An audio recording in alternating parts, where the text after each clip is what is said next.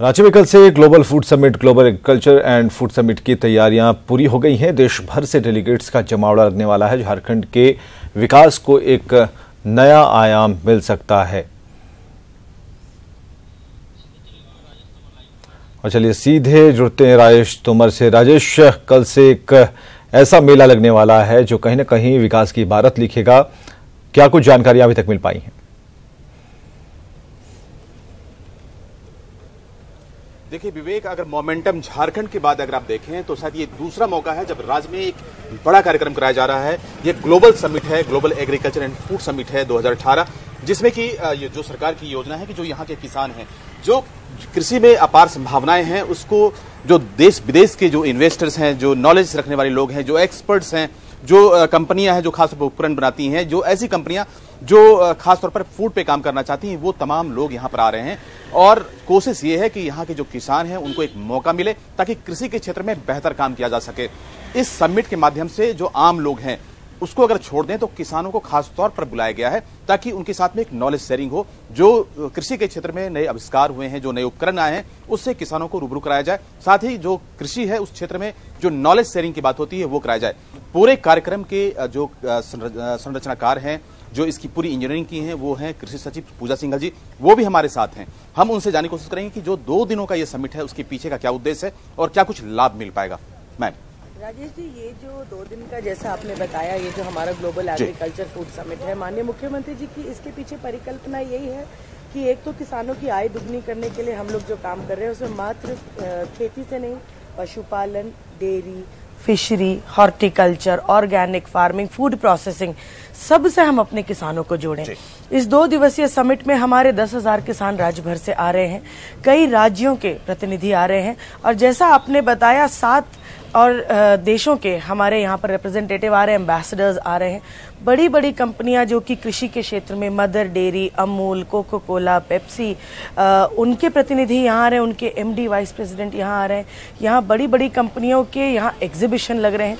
Overall इसका purpose है कि जो हमारे किसान हैं वो किसानों को एक एक्सपोजर मिले, बेस्ट प्रैक्टिसेस की उन्हें जानकारी मिले, उन्हें मालूम चले कि यहाँ पे क्या क्या बेस्ट फैसिलिटी मिल सकती है। इजराइल के लोग जैसे ड्रिप और स्प्रिंकलर का यहाँ पर अपना पूरा मॉडल लगा रहे हैं। सॉर्टिंग, ग्रेडिंग, पैकेजिंग कैसे होता है वो उसको लगाया जा रहा है। चाइना के लोग कोऑपरेटिव फार्मिंग के बारे में यहाँ पूरे मॉडल्स का तो वो एक नॉलेज ट्रांसफर जिसे हम कहते हैं यहाँ के किसानों को हो, और दूसरा कि हमारी जो प्रोड्यूस है उसको एक निर्यात के लिए एक अच्छा प्लेटफॉर्म मिल सके। हमारे किसान जो अच्छा कार्य कर रहे हैं, हमारे यहाँ 7 देश तो हमारे साथ में फॉर्मली जुड़े हुए हैं। चाइना, इजराइल, फिलीपींस, ट्यूनीजिया और मंगोलिया हमारा पार्टनर कंट्री है। मोरक्को हमारा फोकस कंट्री है। ब्राजील और नीदरलैंड के लोग, और साथ में बताना चाहूंगी वर्ल्ड बैंक की एक पूरी टीम आ रही है जो फोकस के रूप में झारखंड और झारखंड के किसान और यहाँ की फसल को लेकर चल रही है और आगे किस तरह से यहाँ पर बेहतर निवेश कृषि के क्षेत्र में और यहाँ के प्रोड्यूस का बेहतर निर्यात हो सकेगा with in India and outside India, उसके लिए हम लोग प्रयासरत हैं। चेहरा बदलने की कोशिश करें। विवेक, अगर आप संभावनाओं में देखें तो अगर झारखंड को मिनरल रिच स्टेट बोला जाता है, कोयला, लोहा, अवरक या फिर तांबा की बात करें तो पिछले बार कई कंपनी आई थी। इस बार अगर दूसरी संभावनाओं की बात करें तो झारखंड में एग्रीकल्चर की काफी संभावनाएं हैं, काफी पॉसिबिलिटीज हैं। उस दिशा में सरकार की तरफ से काम किया जा रहा है। 2 दिनों तक जो मुख्य जो इवेंट्स हैं उसके बारे में बहुत संक्षेप में जानना चाहेंगे। 2 दिनों में आज के सेशन और कल के सेशन जी, जैसे कि कल हमारा सुबह में 12 बजे इनॉग्रल होगा उद्घाटन समारोह, जिसके मुख्य अतिथि हमारे राधा मोहन सिंह जी केंद्रीय कृषि मंत्री हैं और उसमें हमारे 7 देशों के एम्बेसडर्स, डिप्टी चीफ और कई कंपनी के वाइस प्रेसिडेंट्स और हमारे 5,000 से ज्यादा कल के इवेंट में किसान भाग लेंगे। उसके बाद जो आप देख रहे हैं 40,000 स्क्वायर फीट की हमारी एक एग्जीबिशन लग रही है, उसका उद्घाटन होगा। कल 4 हमारे सेक्टोरल सेमिनार भी हैं, agriculture startup, food processing, China और इजराइल के अपने अपने सेक्टोरल सेमिनार। परसों सुबह फिर हमारा तकनीकी सत्र जारी रहेगा जिसमें हमारे 5,000 किसान फिर से भाग लेंगे और उस तकनीकी सत्र में dairy, poultry, fishery, horticulture, organic के ऊपर और वर्ल्ड बैंक के सेशन होंगे। के बाद एक हमारा समापन समारोह होगा जिसकी मुख्य अतिथि हमारी महामहिम राज्यपाल महोदया रहेंगी। दोनों दिन मिला के 10,000 किसान राज्य भर से आ रहे हैं। हम बार बार कहते हैं हमारे किसान, हमारे मुख्य अतिथि इस बार हमारे किसान ही हैं। उनके आवासन, आना जाना, सारा कुछ हम लोग एज अतिथि के जैसे रख रहे हैं। हम चाहेंगे हमारे किसानों को बेस्ट एक्सपोजर यहाँ मिले। बहुत बहुत शुभकामनाएं।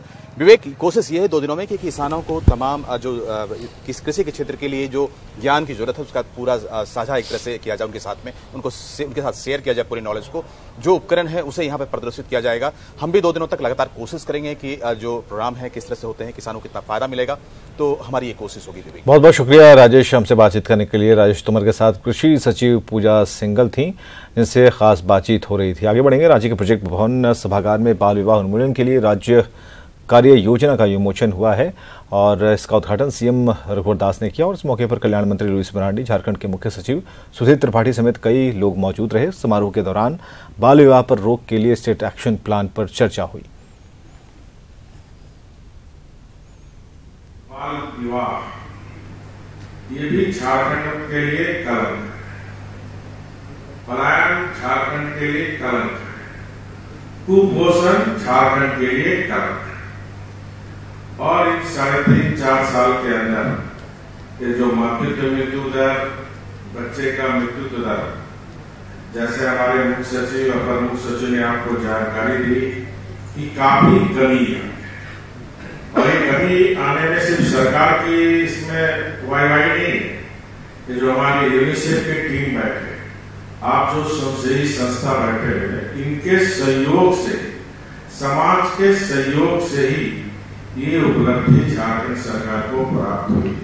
तो महिला बाल विकास, यूनिसेफ के नाम सभी स्वयंसेवी संस्था को मैं व्यक्तिगत रूप से बहुत बहुत बधाई देना चाहता हूं, क्योंकि सरकार बनने के साथ ही ये जो झारखंड पर कलंक है इसको मैं धोना चाहता हूं, इसको हमें समाप्त करना। क्योंकि मैं कहीं भी जाता हूं तो मैं आवाज करता हूं क्या क्या हमारे अंदर, समाज के अंदर कमी है, सरकार के अंदर कमी। और तब से ही मंत्री जी से अवगत होंगे, विभाग के सचिव भी अवगत होंगे, तब से मैं इस काम में लगा हूं कि कुपोषण कैसे समाप्त हो। इसलिए हमने पोषण सखी नियुक्त करने का सरकार ने निर्णय लिया कि बाल विवाह में फिर 3-4 विभाग में कैसे समन्वय बनाकर एक रोडमैप बनाकर ये आने वाले समय में चाहे झारखंड कुपोषण से समस्या से हम निजात पाए, बाल विवाह उन्मूलन से निजात पाए, इस दिशा में लगातार सरकार काम कर रही है। और गढ़वा के गढ़देवी मोहल्ले में हड़ताली पारा टीचर्स ने स्वास्थ्य मंत्री रामचंद्र चंद्रवंशी के आवास का घेराव किया है। साथ ही जेल में बंद पारा शिक्षकों की रिहाई की मांग की। पारा टीचर्स ने 29 नवंबर तक आंदोलन जारी रखने का ऐलान किया। स्वास्थ्य मंत्री रामचंद्र चंद्रवंशी ने कहा कि राज्य सरकार उनकी मांगों पर गंभीरतापूर्वक विचार करने को तैयार है।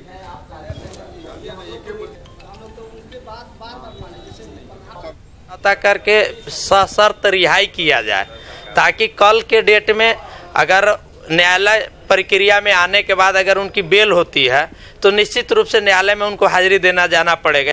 सरकार जो है उनसे वार्ता करने के लिए तैयार है। जो उचित मांग है, जो लीगली जो मांग है, वो सरकार जो है उस पर विचार कर रही है। अगर सरकार को हटाने की बात जरूर है, बाकी जब वातावरण की बात आ रही है तो कुछ तो मामला दुल्हन से सलटेगा, ऐसा थोड़े है। कोलेबिरा उपचुनाव को लेकर जेएमएम ने सियासी शतरंज की बिसात पर नई चाल चल दी है। दरअसल पूर्व विधायक नौसिका की पत्नी और सिमडेगा जिला परिषद अध्यक्ष मीनन एक्का ने रांची में जेएमएम अध्यक्ष शिबू सोरेन से मुलाकात की और उनसे कोलेबिरा सीट पर आशीर्वाद मांगा। इस पर जेएमएम अध्यक्ष शिबू सोरेन ने न सिर्फ मीनन एक्का के सिर पर हाथ रखा, बल्कि यहां तक कह दिया कि बीजेपी को परास्त करने के लिए उनका आशीर्वाद मीनन एक्का के साथ है। साथ ही उन्होंने ये भी कहा कोलेबिरा उपचुनाव को लेकर हेमंत सोरेन ही अंतिम फैसला लेंगे। एक सांप्रदायिक शक्तियां बहुत पनपी हुई है, वो बीजेपी के नाम पर जाना जाता है। हम लोग के खिलाफ हैं और उसको परास्त करने के लिए हम लोग लगे हुए हैं और इनको इसी संदर्भ में मदद करने जा रहे हैं। तो पार्टी सिंबल पर लड़ेंगे चुनाव? नहीं, पार्टी से क्या है? हम मैडम वो तो हेमंत जी को, हेमंत अपना जिम्मेवारी लिया है, कैसे लड़ाएंगे, क्या लड़ाएंगे, क्या सुविधा इनको होगा, जिस चीज भी लड़ेंगे हम लोग उनको मदद करेंगे। ये गुरुजी हमारे पिता तुल्य है और ये महान योद्धा हैं और आज चुनाव का आशीर्वाद मिला है। हाँ, हम झारखंड पार्टी से लड़ेंगे, अपना पार्टी से ही लड़ेंगे। अच्छा। हाँ, तो आप यूपी में शामिल हो गए महागठबंधन में, इस तरह से फिर आपकी पार्टी शामिल हो गई। हाँ। और उपेंद्र है हमारे साथ फोन लाइन पर। उपेंद्र, एक बात जो गुरुजी ने कही कि हेमंत ही ये सब कुछ देखेंगे, हेमंत की सोच पर ये सब हो रहा है, तो क्या हेमंत ने ही इस तरह की मीटिंग ऑर्गेनाइज की थी ताकि गुरुजी से आशीर्वाद मिल पाए? देखिए, बिल्कुल विवेक, आपने सही कहा है। और जिस तरह से आज मेनन एक्का पहुंची हैं शिबू सोरेन के आवास पे और उनकी मुलाकात हुई है और खुले दिल से आशीर्वाद दिया है जीत का, तो बिल्कुल साफ है कि कहीं न कहीं मेनन एक्का को लेकर के एक सहमति झारखंड मुक्ति मोर्चा में बनी हुई है। उस सहमति में हेमंत सोरेन की भी सहमति है और गुरुजी की भी सहमति है। क्योंकि महागठबंधन के रूप में प्रत्याशी घोषित करना है, इसलिए हेमंत सोरेन को यह अधिकृत किया गया है कि जो सहयोगी दल है, झारखंड विकास मोर्चा है, कांग्रेस है, राजद है, वामपंथी दल है, उनके नेताओं के साथ बात करें और उसके बाद सहमति बनाए और उसके बाद विधिवत घोषणा की जाए। इसके लिए हेमंत सोरेन को अधिकृत किया गया है। जी विवेक। चलिए, बहुत बहुत शुक्रिया इन तमाम जानकारियों के लिए। तो हेमंत सोरेन को अधिकृत किया गया है कि वे पार्टी आधारित जो भी फैसले हैं, नीतिगत फैसले हैं, वो ले सकते हैं। गुरुजी ने भी कुछ इन्हीं बातों को दोहराया है। रामगढ़ पुलिस तीसरे दिन भी अगवा आजसू नेता जलेश्वर महतो का सुराग तलाशने में नाकाम रही है। दक्षिण छोटानागपुर के आईजी और हजारीबाग के डीआईजी ने रामगढ़ का दौरा किया और रामगढ़ के एसपी को कई निर्देश दिए हैं। इसके आधार पर रामगढ़ पुलिस ने आजसू नेता की तलाश में कई ठिकानों पर दबिश दी। घने जंगल में भी तलाशी ली गई, लेकिन कोई जानकारी हाथ नहीं लगी। रविवार की रात 8 से 10 की संख्या में हथियारबंद अपराधियों ने घर पर धावा बोलकर आजसू नेता जलेश्वर महतो को कार और बाइक के साथ अगवा किया था। अपहरण के पीछे लेवी की बात सामने आ रही है। और फोन लाइन पर हमारे साथ जयंत हैं। जयंत, क्या अपडेट पुलिस दे पा रही है आपको? विवेक, ये मामला बड़ा संगीन हो गया है। अभी तक जलेश्वर महतो की कोई जानकारी नहीं मिलने के कारण आजसू के तमाम कार्यकर्ता काफी नाराज हैं और परिजनों का हाल बहुत बुरा है। मगर एक बात ये सामने आ रही है कि उनकी जानकारी के लिए प्रयास पुलिस कर रही है और जो बात सामने आ रही है कि उन्हें जो अपहरण किए हैं कुछ लेवी की मांग की जा रही है और आशा किया जा रहा है कि आशंका ये भी है कि अगर लेवी पहुंचा दी जाती है तो उन्हें छोड़ दिया जाएगा सकुशल। अभी तक पुलिस के पास कुछ जानकारी मिल पाई है? कोई ऐसा सुराग है जो मिल पाया है जिससे पता लग सके? कल आईजी तरफ से कहा गया था, आईजी समू ठाकुर आए थे सामने, तो उन्होंने कहा था कि 2 दिन में मामले का पटाक्षेप कर लिया जाएगा। ऐसी एक संभावना नजर आ रही है कि पुलिस को कुछ ट्रेस मिल गया है, लेकिन सकुशल वापसी के लिए पुलिस अभी कुछ भी बताने से इनकार कर रही है। चलिए, बहुत बहुत शुक्रिया तमाम जानकारियों के लिए।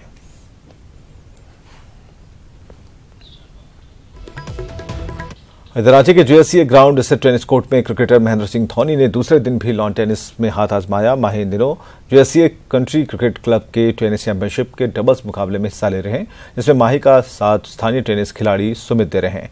कल के बाद आज भी उन्हें टेनिस कोर्ट में पूरे उत्साह के साथ खेलते देखा गया। प्रतियोगिता का समापन 30 नवंबर को होगा। टीवी स्क्रीन पर 2 तस्वीरें आप देख सकते हैं। ये दोनों कल और आज की तस्वीरें हैं, जिसमें रांची के राजकुमार महेंद्र सिंह धोनी को टेनिस खेलते देखा जा सकता है।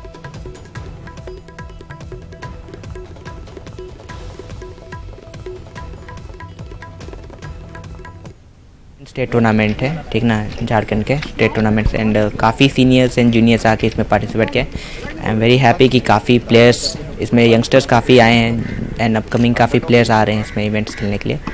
एंड धोनी सर भी आए हैं एंड वी आर ग्लैड कि वो आए, पार्टिसिपेट किए। बहुत बड़ी बात है हम लोग के लिए, सारे किड्स के लिए, कि उनके जैसे एक लेजेंड आके इस कॉम्पिटिशन में पार्ट लिए एंड खेल रहे हैं, तो बहुत कुछ सीखने को मिलता है। महेंद्र सिंह धोनी को लाइव देखना ही बहुत बड़ी बात है और अलग एक्सपीरियंस है बहुत। और पापा के साथ कोर्ट में जब उतरती हो तो क्या फील होता है? हराना है या फिर आशीर्वाद लेना है?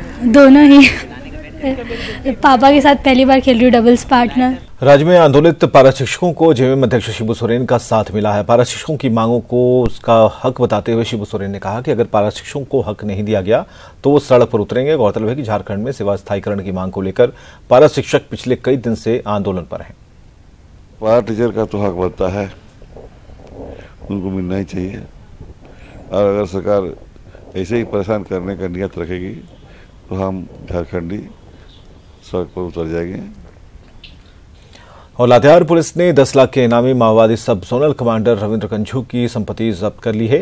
लातेहार के सीओ मुमताज अंसारी के नेतृत्व में प्रशासनिक टीम ने बांजीटोला में नक्सली की अवैध संपत्ति पर कब्जा जमा लिया, साथ ही वहां प्रशासन का बोर्ड भी लगा दिया। गौरतलब है कि माओवादियों के खिलाफ प्रशासन ने इन दिनों सख्त रुख अख्तियार किया है।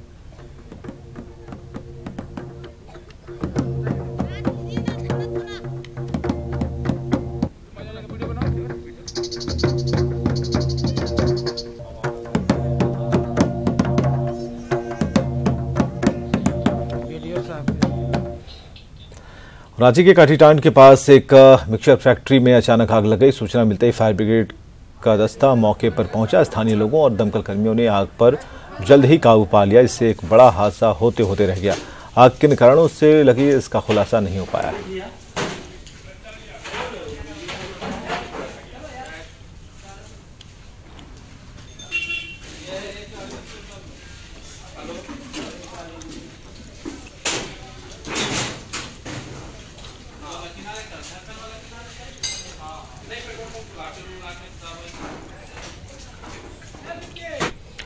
जमशेदपुर और गिरिडीह में आग का कहर देखा गया। जमशेदपुर के पंचवटी नगर के पेंट शॉप में शॉर्ट सर्किट से आग लग गई। इसमें लाखों रुपए की संपत्ति का नुकसान हो गया। हालांकि काफी मशक्कत से आग पर काबू पाया जा सका। वहीं दूसरी तस्वीर गिरिडीह की है, जहां खलिहान में रखे धान और बैटरी शॉप में आग लगने से लाखों की संपत्ति स्वाहा हो गई।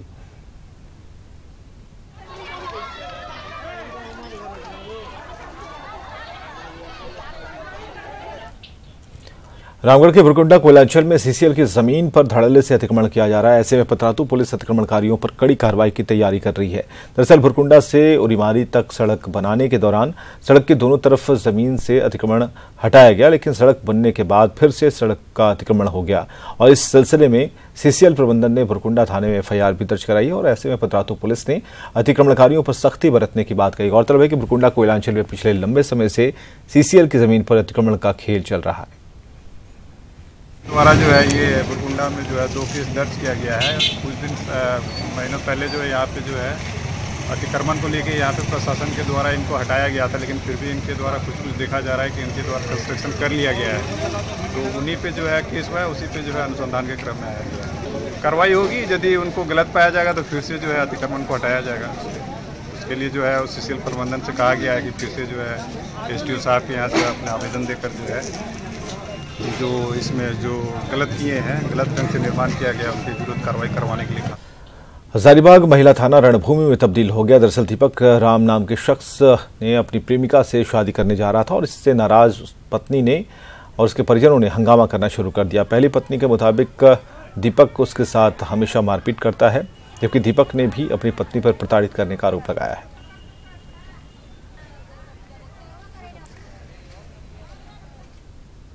को बुलाया गया, थाना में बोला क्या बात है, थाना में बोला क्या बात है, तो हम बोले कि ठीक है, जब इस तरह का बात है, ये स्वेच्छापूर्वक मेरी पत्नी इसका घर में जाकर के आग लगाई है अपने से। मैं अपना घर में तो आग लगेबे की है, इसका घर में भी आकर के आग लगा दी है। तो जब ये स्वेच्छापूर्वक अगर भी आना चाहती है तो हम दोनों, पहली पत्नी को भी और ये इसको भी, हम दोनों को बढ़िया से रखेंगे। कि शादी करे, आग अपने पति को बचाइए और छीन के ले जाइए। तो मेरी बहन मानने को तैयार नहीं है, वही कारण हम आए। तो उनका भाई जो है तो हमको बोला कि जाके दोनों को पीटिए अभी तुरंत। सदर थाना में आया तो हम मैटर को नहीं जाने, हम लोग आए तो उनका भाई बोला कि दोनों को जाके पहले पीटिए। तो अपना पति को हम कलर धारने गए। कलावती देवी एक एप्लीकेशन मुझे लेके आई और आज वो दी कि ऐसे ऐसे वो अपने शादीशुदा ज़िंदगी से बहुत परेशान है और वो अपने हस्बैंड के साथ में नहीं रहना चाहती हैं और इस फैसले को लेकर के वो अपना घर छोड़ चुकी हैं, जिससे कि उसके मायके वाले और उसके पति के परिवार वाले जो हैं काफ़ी माने क्रोध में है, गुस्से में है और उसके साथ में कुछ गलत कर सकते हैं।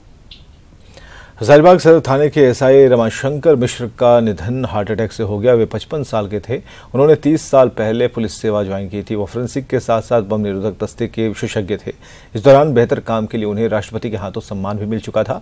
हाल के दिनों में वो माहेश्वरी परिवार के 6 लोगों की संदिग्ध मौत की जाँच कर रहे थे। उनके असामयिक निधन से पुलिस महकमे में शोक की लहर है।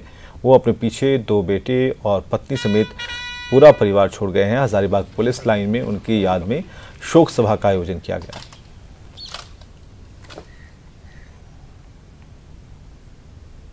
कार्यशैली इस तरह की थी कि पूरे जिला में इनकी खोज होती थी और खास करके फॉरेंसिक साइंस में एक्सपर्ट थे। फॉरेंसिक जितना भी काम जिले का होता था हर जगह इन्हीं को कॉल किया जाता था। ये अपने उत्कृष्ट कार्य के लिए राष्ट्रपति सेवा पदक से भी सम्मानित हो चुके हैं और हमें लगता है कि इन्हें बहुत सारे अवार्ड्स मिले हैं और जो साधारणतया जो जिला स्तर से जो रिवार्ड मिलता है उसकी भी कोई कमी नहीं, बहुत सारे। राजधानी रांची में मिलावटी खाद्य पदार्थ धड़ल्ले से बिक रहे हैं। मिलावटखोर चंद रुपयों के मुनाफे के लिए स्वास्थ्य के साथ खिलवाड़ कर रहे हैं। इस बात का खुलासा एसडीओ द्वारा छापेमारी में जब्त खाद्य पदार्थों की जांच रिपोर्ट में हुआ है। एसडीओ ने ऐसे दर्जनों दुकान को नोटिस जारी किया और उन्हें 30 दिनों की मोहलत देते हुए उनसे जवाब मांगा है। जो होटल्स जो फूड प्रोडक्ट्स यूज़ कर रहे हैं अपना खाना बनाने के लिए, या जो मिठाइयों की दुकान है, वो लोग जिस तरह से अपनी मिठाइयाँ बना रही हैं, या फिर जो होलसेल में बेचते हैं दाल, उन सब के ऊपर कार्रवाई की गई है और उन सब की रिपोर्ट्स भी आ गई हैं। जनरली अनफॉर्चुनेटली जो रिपोर्ट्स आई हैं वो सब स्टैंडर्ड प्रोडक्ट्स की हैं, और जो दुर्गा दाल मिल के जो रिपोर्ट आई है उसमें तो कैंसरस टॉक्सिन्स भी मतलब मौजूद मिले हैं, जो दाल को कलरिंग करने के लिए जो चीज़ यूज़ होती है उसमें। तो हम लोग उसके खिलाफ कार्रवाई कर रहे हैं, उन सबको नोटिस चला गया है। और चाईबासा में प्रशासन की पहल पर दुर्लभ बीमारी से ग्रस्त आदिवासी बच्चे को नई जिंदगी देने की कोशिश की जा रही है। बीमार बच्चे का पेट काफी फूल गया है। उसे 20 दिन पहले चाईबासा के कुपोषण उपचार केंद्र में भर्ती कराया गया था, लेकिन इलाज की व्यवस्था नहीं होने के कारण उसे बेहतर इलाज के लिए वाराणसी के बीएचयू भेजा गया है। प्रयास से हम लोगों ने अभी कुछ हद तक सफलता पाई है कि उसके हम लोग मुफ्त में इलाज करवा पाए, निःशुल्क इलाज करा पाए, और इनको हम लोग बीएचयू वाराणसी भेज रहे हैं। अर्जुन हाईब्रू नाम का लड़का है, बीएचयू वाराणसी भेज रहे हैं। और जितने भी साथ में वो कल्याण विभाग की तरफ से जो 10,000 रुपये का अनुदान है वो भी हम लोगों ने दिलवाया। और पैसों की जरूरत होगी उसको, क्योंकि वहाँ रहने और खाने पीने के लिए उसका मैं व्यक्तिगत रूप से व्यवस्था करूँ।